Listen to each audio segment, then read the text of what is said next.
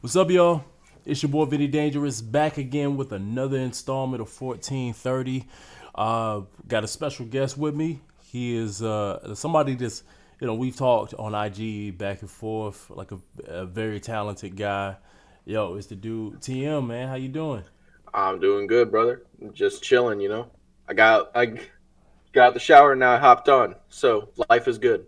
Woke up like 40 minutes ago.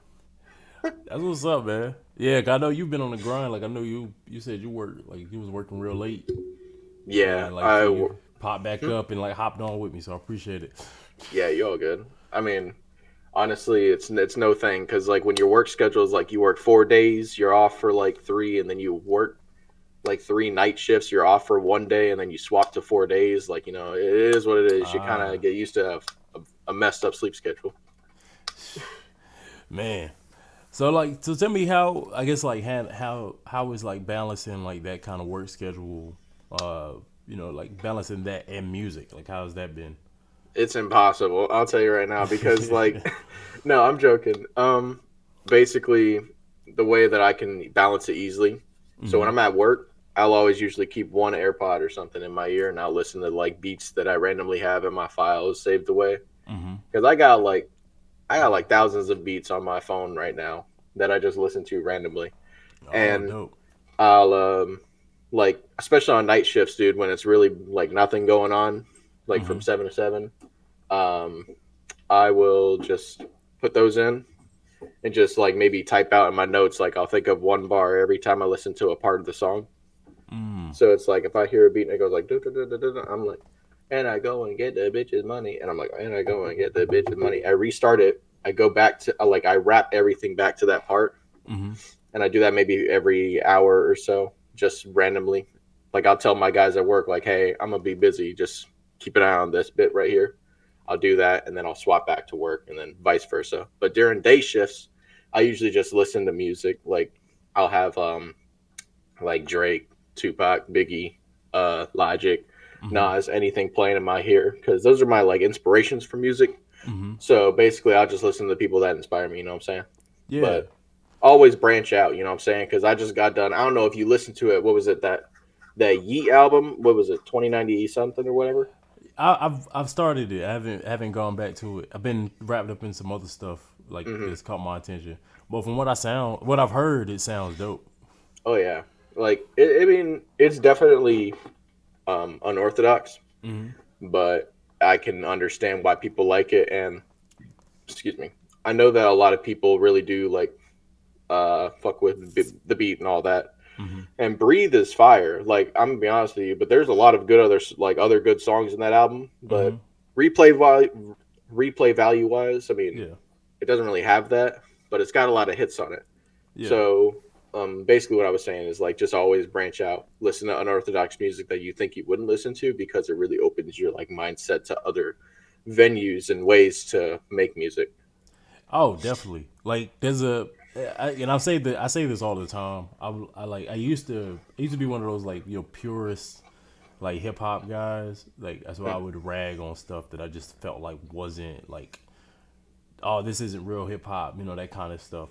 But now I'm more like I'm open to listening to anything, even from artists that I might have like not previously been into. Like I may have heard something before, and it's just like, nah, it wasn't for me. But I'll go back whenever they got something new or something different. And like you said, kind of pulling, like inspiration, even if I'm not a fan of it, but like I like that technique that they did with their voice, or like maybe something in the production really stood mhm. out to me and I could probably implement it in my own stuff. So I think it is like you said, I think it's important to like branch out and like just get out of your comfort zone. Like I feel like a lot of people end up sounding the same like over and over again because they're only listening to that like that that lane that they're in. Like they only listen to that. And I'm like, yeah, that's cool, but even the stuff you don't like could enhance what like you could build on top of what you're already doing, even from artists that you may not be that big of the fan Mm. of.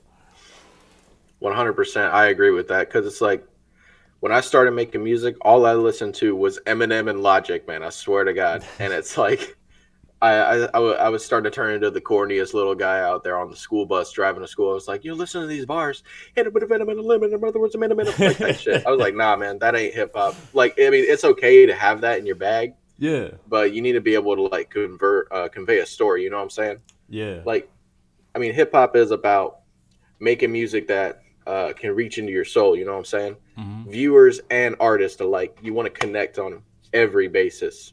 You want to Mm-hmm. connect with your audience, and I mean, you can do that by just rapping like really fast type shit and not saying nothing, Mm-hmm. or you could like try and convey a story while also rapping fast. Like, do what you feel. You know what I'm saying? Mm-hmm. But embrace other music and genres as well. Like you can listen to other artists, you can listen to other genres of music because I think Logic and Eminem, other artists I can't name because I don't know. Like Mm-hmm. I just know that other people have been inspired by other genres of music to Oh make yeah. certain albums or certain tracks. You know what I'm saying? Yeah, like, and I think a lot of people kind of miss that when they get so wrapped up in the whole like what's real hip hop or what's real music thing or not, and they kind of forget like people think oh hip hop has to be substance, like it has to Hmm. be like you have to be teaching something or like just some kind of big brain idea, but like the origins of hip hop was just all party music. Like hip hop began in the house parties and stuff like that. So Mm. that's like the origin of it. So like people, I feel like some people just hate fun. Like they just think everything if it's artistic, it has to be serious, has to be this super meaningful piece of art. And I'm like sometimes it's just us having fun. Like I'm making this song because it makes me feel good, and I want to put that energy out there. Like when you were talking about other genres, like who would you say is some of your biggest like non hip hop Oh, influences? 100% like alternative like rock music. Mm-hmm. Um, One of my favorite bands of all time is Queen, which is super basic, but Queen is Yeah. like amazing. Let's see. I really liked during my weird phase when I was in high school. I listened to a lot of emo music, so 3 Days Grace was kind of carrying for me. But I liked the melody behind it. You know what I'm saying? Yeah. Because for me, I'm a drum and snare guy. I love drums. Like Mm-hmm. Red Hot Chili Peppers, the drummer Oh, is dope. absolutely amazing. Carries every song for me. Like I'm a killer for like 808s, beats, drums, snares, kicks, anything like that. So when I hear a good drummer in a band, I listen to their entire discography. But Oh, that's dope. yeah, I don't know. It's like I listen to a lot of like alternative rock music, heavy metal and stuff, but a really good music genre to branch into rap. If you listen to country, I don't know, it's kind of a weird like Oh, mesh, but it folds over really decently. I'm not gonna lie, like song wise. I don't know. It's weird, but it's a nice mesh. yo, so I've never listened to a lot of country, but there's a lot of people talking about getting in the country or like like highlighting other artists because Hmm. Beyonce's kind of made this trip into country music, so it's kind of sparking that Yeah. conversation.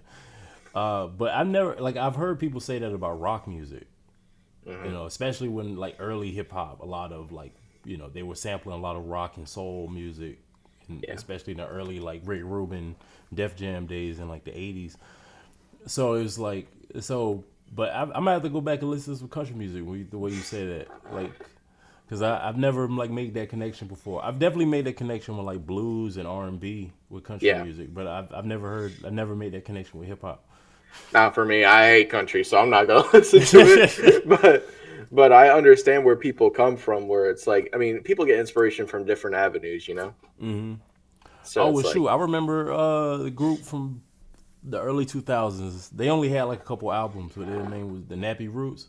They had a lot of like country influence, and Nelly from back in the day too. He had a lot of country influence in his music. Nelly had country influence. Oh yeah, I mean his first album was the song "Ride with Me."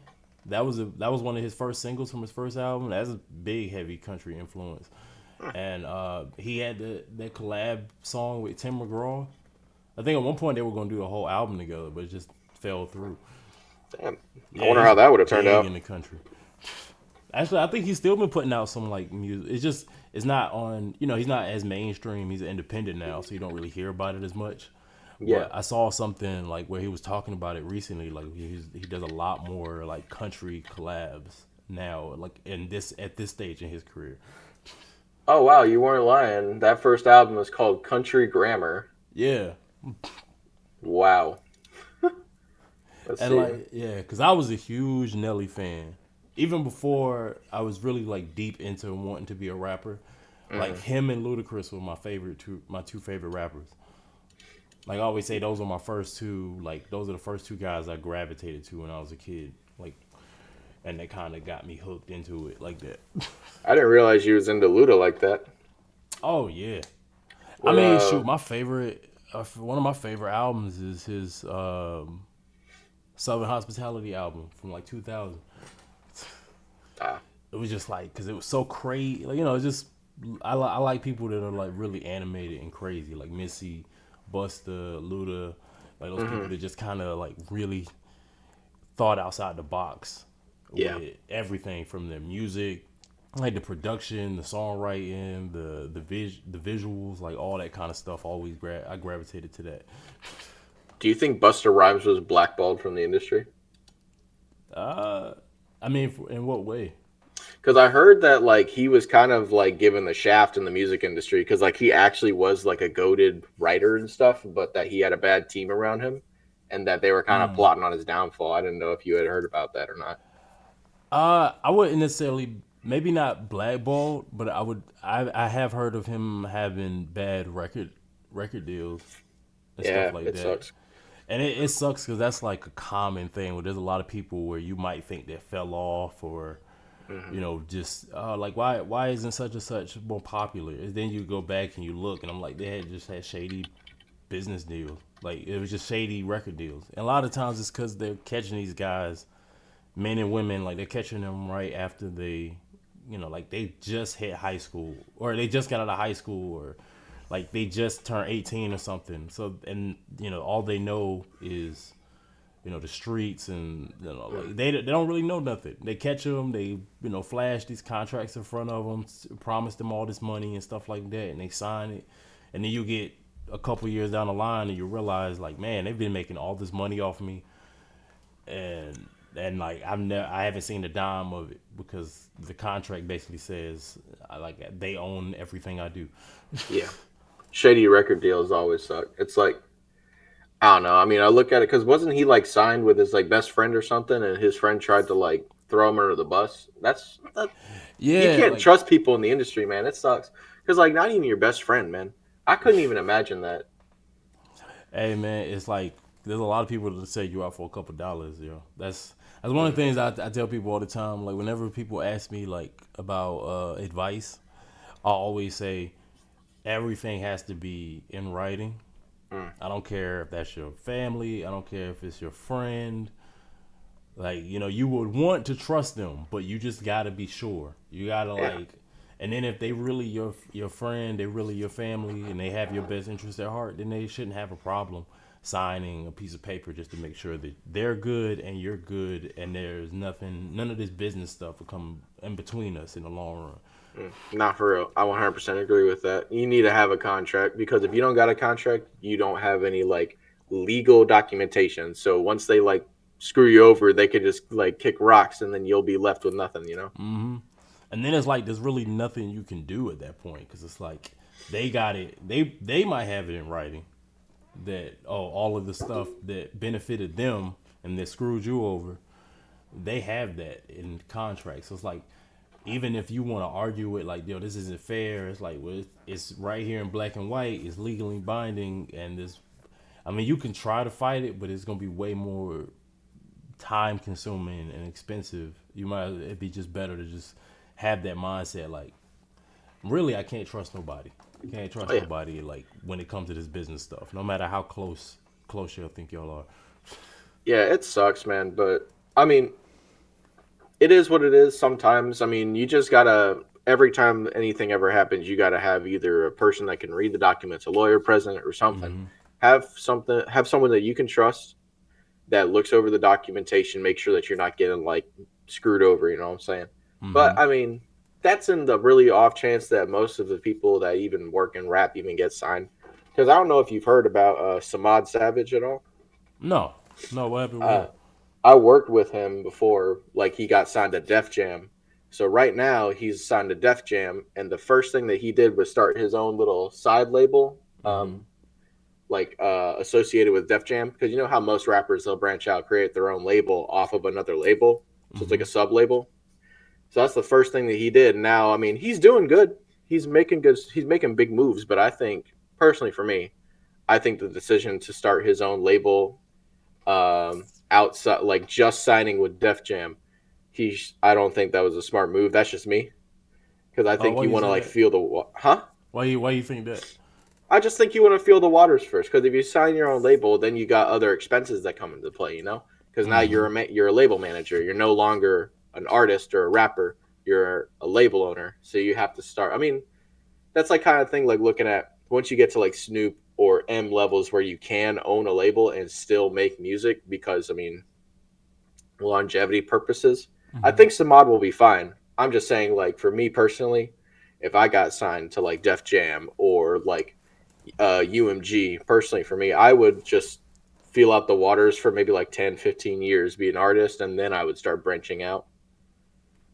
Um, I could kind of see where somebody would come from starting their own thing to kind of protect themselves, Mm, because it is a lot. It is more work doing it that way, but like you kind of have that protection where, like, you know, they always say like having a limited liability corporation, like something that where it's like your personal assets are protected. mm-hmm. So if you know if a lawsuit comes up or somebody wants to sue you, maybe it's like a dispute with a song writing Yeah. credits or some publishing. There's like they'll have to sue your company. They can't sue you directly. So like all of everything that you own personally doesn't have to be tied up in all this legal battle. And I think I don't know, it might hold more leverage if he's like I have my own thing. So if you try to like screw me over on Def Jam, I mean, it all depends on what the contracts say and Mm-hmm. stuff like that too. But like it might give him a little bit more leverage having his own label, having his own imprint on the side. Yeah. I don't know, because have you ever signed a deal with anyone? I've had situations where I was offered deals, and it's like one of the things where like I was talking about with leverage, where I didn't have leverage, so they just basically kind of threw me some BS, Uh huh. and you realize like, oh man, these people are really trying to screw me over. Yeah. Like I had one contract where they said they wanted to sign me for 10 years. Hmm. Like I would be locked under them for 10 years, but it's like that's 10 years, kind of like a 360 kind of deal, where like basically they eat up everything that I Yeah. make until I could pay back whatever the advance is. And like I wouldn't be able to put out music without their permission. You know, it's just stuff like that where it's like, Yeah. you know, and there's people where if you don't recoup, they could keep you under contract even past that 10 year period. Really? It's Hmm. like basically like we give you, let's just say $1 million. We give you $1 million, and until you pay that $1 million back, and there's not that $1 million doesn't even count for maybe other expenses that may be accrued. So that just keeps getting added on. Sorry about that. Oh no, you good. That's just like added on over time. Like, okay, well, now we have to pay for a studio session. We have to pay for the tour. We have to pay for the music video, or Hmm. like you know whatever would come up, like you know expenses wise. So that just keeps getting added to your balance. And if your songs or you know whatever like business ventures tied into that don't recoup that money, then Hmm. you're still under lock and key. And then they could just stop everything because it's like, well, I don't think this is gonna be a hit. The songs you gave me, I don't think that we don't want to invest in that, so they just shelve it. And like, so now you're kind of stuck. They won't let you do anything to make the money back to try to pay them so you could go, but they won't let you go because you still got to pay them back. Yeah. I signed my first ever deal about what 2 years ago, Mm-hmm. and it was a record deal with this company, and basically the whole idea was is that it was an agreement that I would put in money, I would pay everything out of my own pocket, but Mm-hmm. that they would represent me and have a name for myself and like put me out there, right? Oh, they're like an So indie label yes, deal. Okay. so basically what it was, I I put like maybe 4 projects or 3 projects out under that label. I was really busy with like work and stuff too at the time. Mm-hmm. But when I was working on the stuff, I was like in cahoots with the main owner of the label, Mm-hmm. and like he said that he would mentor me basically. So like the owner of the label said he would take me on because he saw potential, and I was like super excited about it.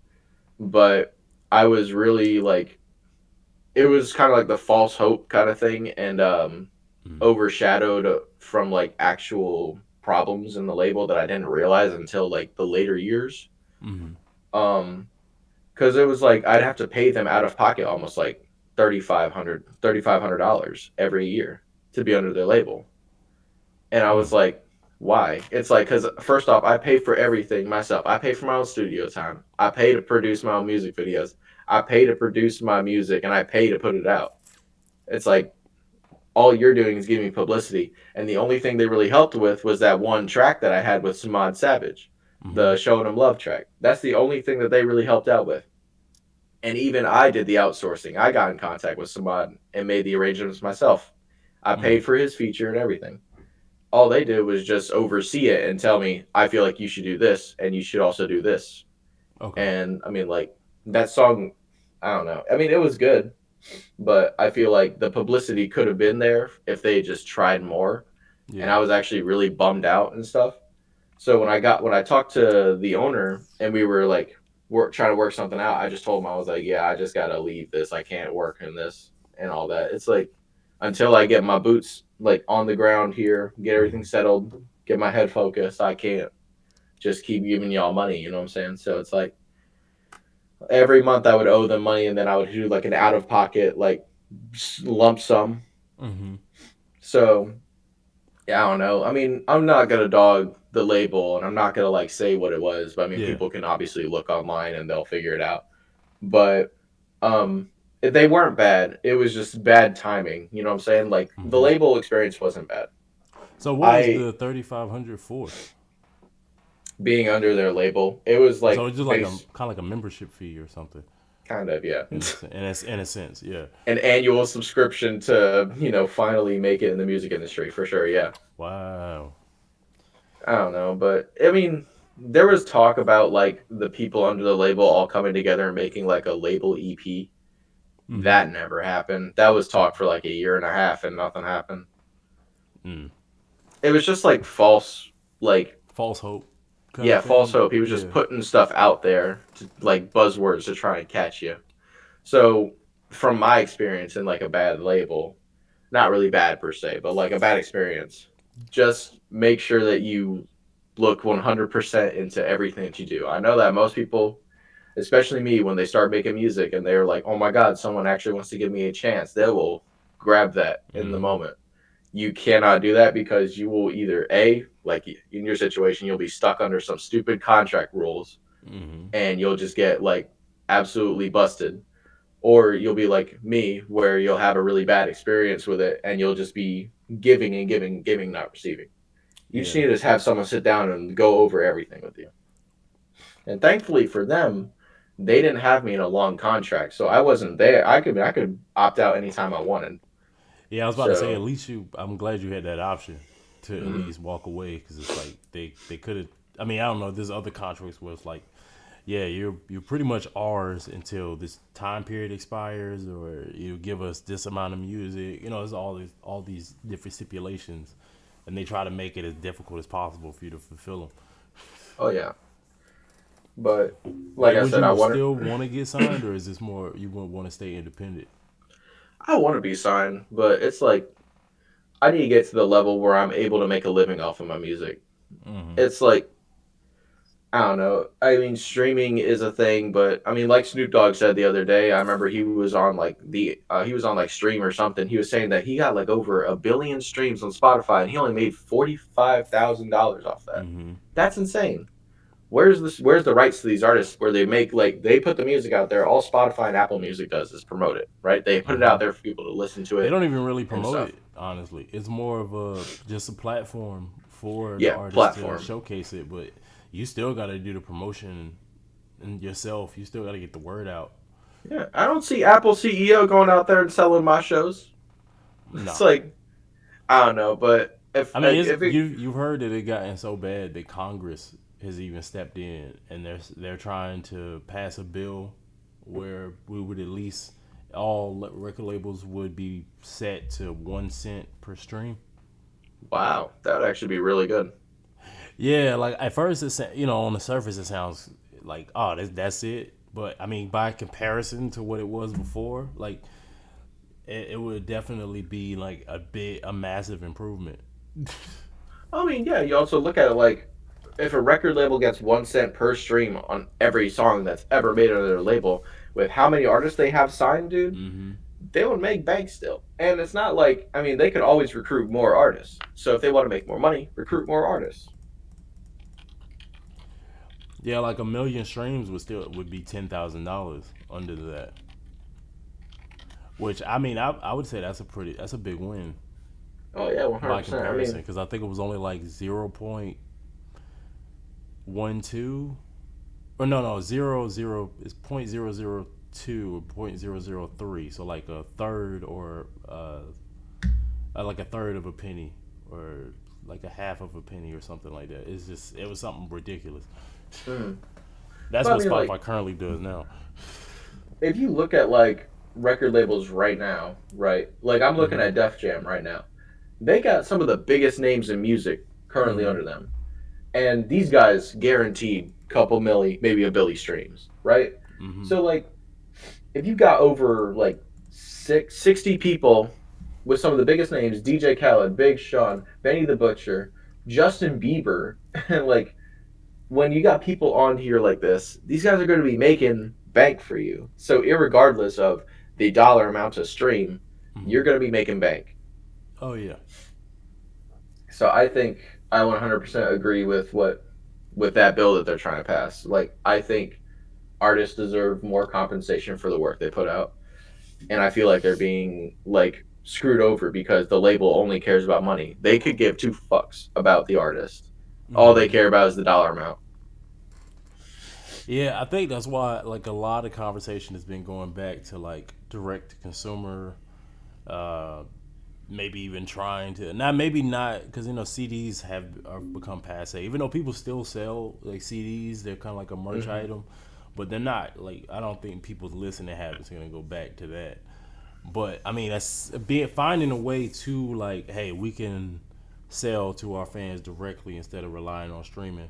I've been on a big crusade against Spotify specifically since they rolled out their new rules Mm-hmm. about their threshold and like every day I'm seeing stories about people's albums getting removed because with DistroKid or TuneCore because Spotify Yeah. said, "Oh, you have 100% artificial streams," even though they have proof that they don't. They've never used bots or anything like that. So it's Even just still, they shouldn't be able to remove it. Like I had my whole EP taken off of Apple and Spotify. really Like when did this my happen recently? this happened like 5 months ago. I was looking at it because I had my 2020 Wow. EP, my first ever project that I released, and it got deleted. Like it's off. It's gone forever. Who'd you Like use? I only Spot? have it in my files. You have DistroKid or TuneCore? I use DistroKid. Yeah, because those are the two DSPs that I've been seeing come up a lot when people say their albums got removed. Hmm. Spotify said that they were going to charge DSPs $10 per every song that they find that violated the bot threshold. Wow. So it sounds like TuneCore, Spotify, they just panicking, so they just removing people's music just so they can avoid those fines. Yeah, but it's like my one of my most popular songs is on that EP, so it's like they kind of screwed me over because that song almost had like like 1,100 plays. Damn. So it's like it was really annoying because I was like, wow, one of my really good songs that people liked is now just gone, and I only have it on my folder on my computer. So, but I was thinking about like how you were saying because I Hmm. mean you do direct because I saw you were trying to do like what vinyl CD or a USB right for Yeah, your album. I got a new project I'm working on, and I want to do some kind of physical item which I've done it in the past, but I've been mostly focused on like streaming because that's where the industry was for my last few projects. But this time it's Yeah. like the opposite. Like we can do streaming, but my main focus is gonna be just getting it to people either through like physical media or through Bandcamp or something Mhm. like that. Cause yeah, I don't know. I just feel like what they're doing now with the streaming stuff, it just seems so. It feels disrespectful to me. Like the CEO of Spotify coming out and basically saying, if you're mad about the whole threshold thing, then you must not be a real artist if you can't get there. And I'm like, Yeah. yeah, there's for a lot of levels I don't like it, but the main thing was if I have to work that much harder to start getting paid from your platform, which is a platform that would not be what it is if it wasn't for the same artist that you're like imposing this stuff on. If I have to work that much harder to get to even start getting paid for my music, I might as well just do it on my own and not rely on you. Independent artists really got it made. I'm gonna be honest because Mm-hmm. they make way more dough. But the whole problem is that, and it sucks because to get publicity, you have to be like under a label unless you're like goaded, talented, pop off on like Instagram or Mm-hmm. something like in like a reel, and you get like a million likes, and then you start getting fans. But it's like the record labels literally sell this idea where it's like if you're not with us, you're not going to become famous type stuff, Mm-hmm. you know. So you get hooked. It's a hook line, man. They get you in there. You could do it 100%, be independent and never sign to a record label and be successful. But Mm-hmm. to jumpstart your career, you have to either A, be super goated talented and get to big names without having a record label deal, or sign to a label and then leave it whenever you get the chance when you got some publicity. Yeah, I mean, you can get it's because I've been learning a lot more about like advertising and stuff like that through social media, but it is a lot more difficult and it's a lot more expensive. I don't even know if you could call it more expensive though. Like it is a lot more difficult. Like it's very time consuming. I Mm-hmm. would probably say to get to really get good at like Facebook marketing and Google ads and stuff like that. But I feel like I don't know. I always say that's worth it. Like personally, at one point I did want to be signed to a label, but I'm also a guy that's very protective of my art to the point where I feel like I'd be giving up too much, Mm-hmm. even in a good record label situation. Like even in a good deal, I feel like I would still be giving up a lot. And I think a lot of people kind of get to a certain point in their career and then go, "Damn, I could have been doing all this shit myself."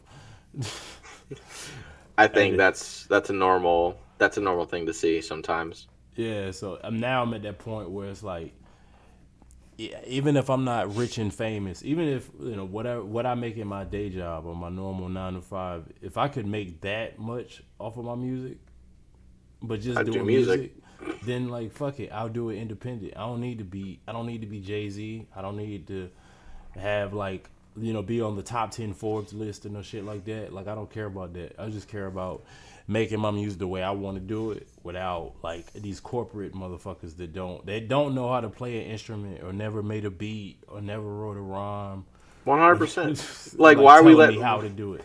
the suits run the music industry? These guys can't go bar for bar with me in the studio, bro. I'm gonna be honest Facts. with you. Like with my little freestyling experience, I could 100% go bar for bar with these guys and have no sweat. And that's not talking much. That's like saying I can outrun you, 89-year-old man, while I'm 14 years old. Like that's so stupid. That's a stupid comparison. But it's like people need to look at it like, don't give these people who don't know anything about music the go ahead and the higher like hierarchy. You know what I'm saying? Give it Mhm. to people who know music, who listen to a wide variety of music, who've made music or worked with people in music, Mhm. because that's a whole different perspective. But everything is so consumerism based and Mhm. like capitalist country. You know what I'm saying? Yeah. So it's like everything's about money, the dollar amount. How are we going to make the most money off of this person and make them like super profitable? You know, which Mhm. sucks because that's not what music is for. Personally, for me, I don't see music as a dollar sign. I see it Yeah. as art. But to other people, that's different. I mean, I don't know. It's just a whole. People feel different in certain ways, and I don't know if anyone actually feel like sides with the big heads in music industry, like Yeah. as normal people. Maybe they do. I don't know, but I don't agree with it. Yeah, I mean it's one of those things where I always say it's weird with art and business because a business is a business, but like a business doesn't understand art. Hmm. Like you have to really understand like the attachment. Like they just looking at it like products. Like it's just any old like a box of cereal, like a shelf full of cereal, shelf full of canned goods or whatever. They're just looking at it like this is just a product to sell, and like we're Hmm. looking at it like I poured my heart and my soul into this. Like this is about my pain, this is about my joy, this is about, the mistakes I've made and overcoming obstacles. Like that's what Hmm. my music means to me. Like it's my personal story being laid out like on this songs. Like my personal thoughts and feelings and how like a part of my soul. And so that's where the disconnect I feel like happens a lot. It's like I am making this because I genuinely care about this and I'm genuinely like pouring my all into this, and you're just looking at it like let's package it, let's put a label on it, and let's sell it. And Hmm. that's the beginning and end of how they feel about it. You also look at like artists in the industry and stuff. How sometimes it's very few artists. Like I'll give you a prime example, the baby, right? Right. When he came out, that man was crazy. He was good. His music was good, but it was repetitive. There was no evolution. Mm-hmm. The label, I think it was the label and maybe complacency on the baby's part, but Mm-hmm. keeping him in the same way. That way it doesn't break the status quo. That way he can still Oh keep yeah. making them money. You know what I'm saying? And it just got so annoying. Like you want to watch an artist evolve through their music, and that takes time. And I mean, every artist goes through a phase where they're different. Like, look, okay, prime example is Kanye West. That man went on something when he made Yeezus. I don't know what he was on, but he was on Mm-hmm. that good kush and alcohol. But it's like, you go from college dropout to late registration, graduation, goaded 3 albums, by the way. Mm-hmm. And then you got, oh, what was it? It went 808s. graduation and then what? Oh yeah, like is yeah It was you 808s after graduation. graduation, right? Yeah, and then Yeah, My 808s. Beautiful Dark Twisted Fantasy, then Yeezus. And then Yeezus. And then you get just like, what is, oh my Uh, gosh. Life of Pablo. Was Life of Pablo after Jesus? Yeah. Oh, okay. I was getting that confused with Kids See Ghosts. Yeah, no, that was after. Because that was part of his 7 album, 7 song kind of Hmm. series, which I think That they was only really good ended up though. doing 5. Yeah, no, Kids See Ghosts was good. Yay was alright. Yeah, Always thought that was maybe like my least favorite Kanye album up until that point. I feel like he had to make an album, so he made it. I mean, I thought about Killing You as one of the best openers personally for me that I've ever heard. Yeah, I did like that one. I think that's kind of where it peaked for me. I don't Yeah, remember much else after that. yeah, that But album Kids was See a Ghosts sleeper was great. album. Oh, Kid See Ghost was peak. Kid Cudi kind of went crazy. I'm so sad that they had beef because Kid Cudi and Kanye were such a good combo. Like, dude, Yeah, but I think now for whatever reason Kanye is just too far gone at this oh point yeah. where it's like I mean How you he could feel about the whole apologize to thing? you about Kanye. Hmm. Oh, I stopped rocking with Kanye after he said slavery was a choice. That was pretty much that was pretty much it. So everything else after that, I'm like, it's just kind of reaffirming me not fucking with him. Yeah, I'm not like, gonna lie to you though. I impulse bought those ZZ Pods so fast. I don't know. It's like for I me, mean, yo, I don't fault nobody if they still want to like buy the merch. yeah, If you want to listen to music, you want to buy the merch. All right, cool. I ain't gonna tell you not to. yeah. But I think it's more so people coming at my neck because I say I don't listen to it, and they'll be like, "What do you mean? What such and such?" And then I'm like, What do you mean you don't like Kanye? You don't suck his dick every day? Type that shit. It's like, dude, he's just an that kind of artist. You shit. cannot like music and type stuff. You know what I'm saying? Yeah. Pause. Yeah. Pause. Pause. But it's like I understand where you're coming from, and I respect that because it's like most people don't want to speak out against certain artists because like, oh, I don't listen to Jay-Z. I don't like Beyonce. I think her music's mid. Everyone's gonna jump you. You know what I'm saying? hmm But it's like I get with the whole Kanye beef. That man lost his mind, dude. I don't know what Yeah. he was on. Like I can't support his actions.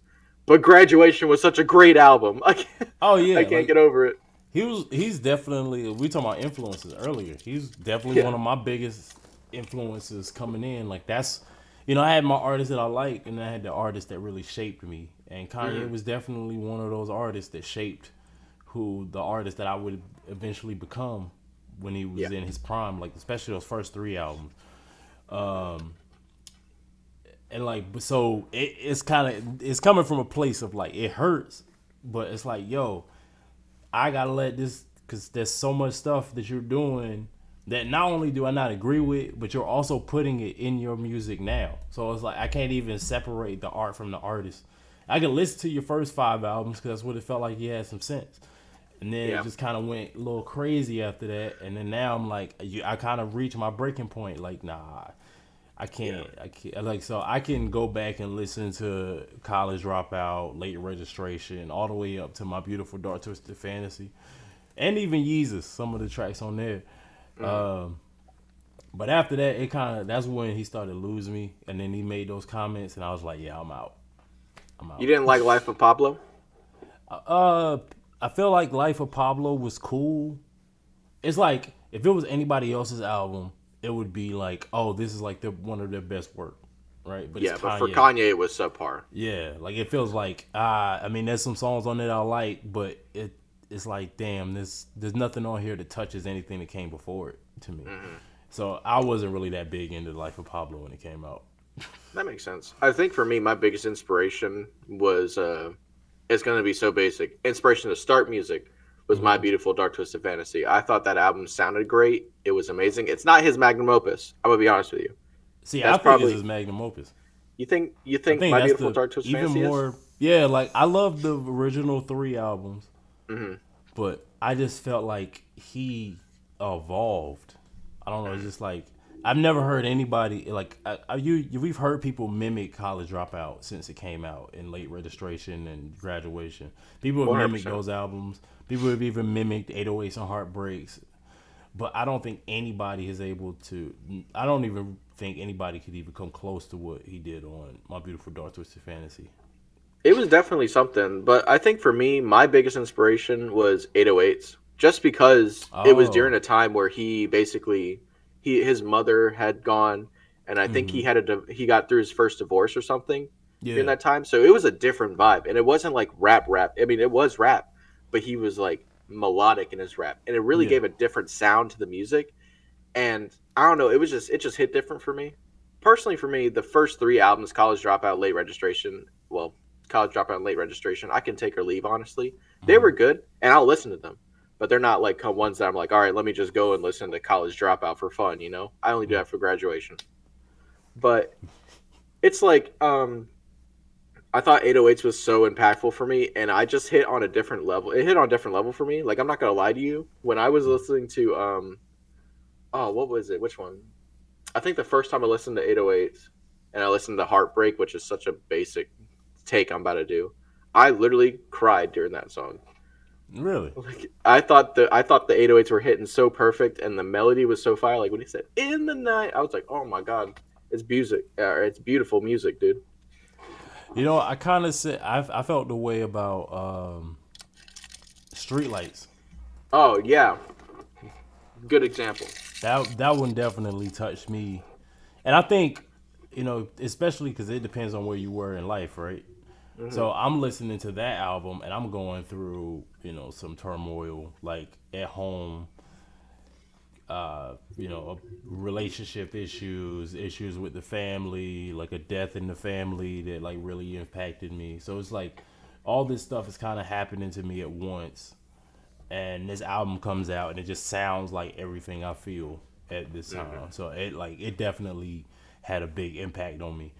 It's funny though because I go back and listen to that album and I'm like, man, it don't sound finished. It's always been that, and like now that I'm, engineering and like producing myself, so like it's like certain stuff you hear now differently, and it's like Yeah, this you like pick and sounds, choose stuff. You're like, I could do this with this part now because you have yeah, the experience in it. You're like, it doesn't even sound and that I'm good. like, I would add this in there. I'm like, man, because this it's like, man, I guess he didn't finish, he didn't have another verse, so he just let the beat ride out, and For certain another like minute lyrics and a just half. sound Yeah. like Like they sound like mumbled, like it was a reference and he meant to go back and change it later, and then just forgot. Like so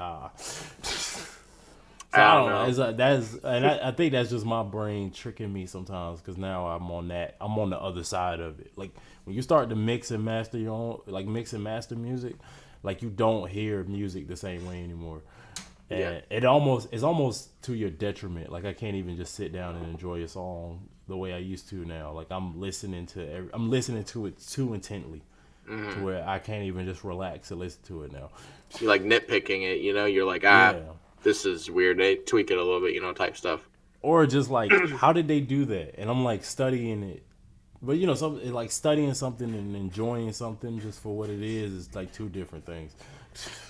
That was the one thing that really hurt, man, because when I was really wanting to get into music, I Hmm. studied it so hard that I stopped listening to music because I hated it. Because I was Yeah. like, I gotta listen to these songs again. I'm so tired of it. Like I had to just stop listening to music because I was like studying the words they use, the cadences, the rhyme flows, like the way Hmm. that they structured their stuff, and it's just like, dude, I'm tired of listening to music.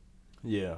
It gets to a point where you're like, I don't even want to like look at this stuff anymore, and I couldn't. It would kill me for like mixing and mastering because I've made beats before, but I Hmm. never like use them. I just like want to get a hand in like working with it. Yeah. Whenever I'm in the studio, I'm always very hands on with my producer, Alex. God bless you, brother. But like, he ain't dead, by the way. He's just goaded. Oh. I did this. I'm just like big ups. But like, I'm always very hands on with my work in the studio. Hmm. 100%. If I get done, I'm like, hey, like I'll listen to it and I'm like, let's actually do this. Let's cut this beat, make it just empty space right here while the verse goes on. And then right before, do like a Hmm. with the bass drop. You know what I'm saying? Like artists that are more hands on with their work normally have the better tracks anyway because you Yeah. don't want to just give it to someone else. It's your work, so work on Yeah. it You want to yourself type complete shit. your vision type of stuff. Exactly. But I think album wise, like what's your biggest inspiration for work? Like what was an album that really set you where you were like, I want to make music and I want it to sound something like this when you started out? It was Tupac Me Against the World album. Good Yeah, take. Good that was take. the one. It's funny because like I always tell people I hate it. Like I'm a kid at this point, right? Like I'm like 6, 7 years old.